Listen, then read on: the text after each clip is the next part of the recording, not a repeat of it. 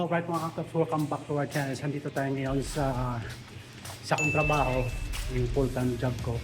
At kung naghahanap kayo ng trabaho, ito, well, meron kaming openings. Ito, papakita ko yung sa inyo saglit ha. Ito yung opening namin ngayon mga katrops.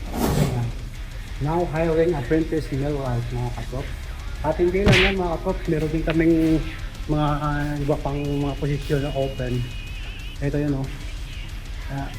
Papakita ko lang sa inyo. So yan. See? Ito. Meron kaming welders, forklift operators, warehouse technician, painters, blasters. Yan. Kung may mga experience kayo or without experience, pwede kayo mag-apply dito sa Southland Trailers. Ito yung kumpanya ng ito. Southland Trailers.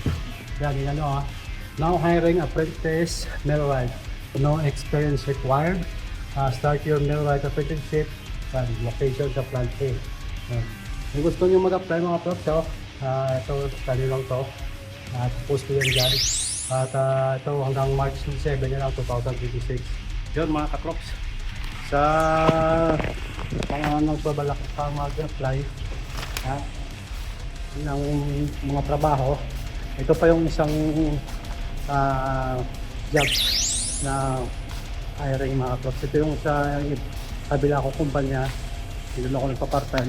Ito naman yung painting saka bedlining o powder coating. Yan.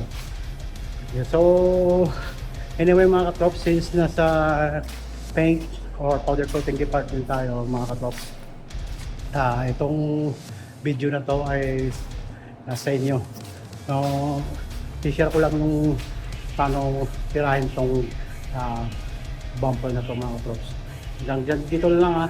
At hope you enjoy this video. Stay tuned and rock and roll. Peace.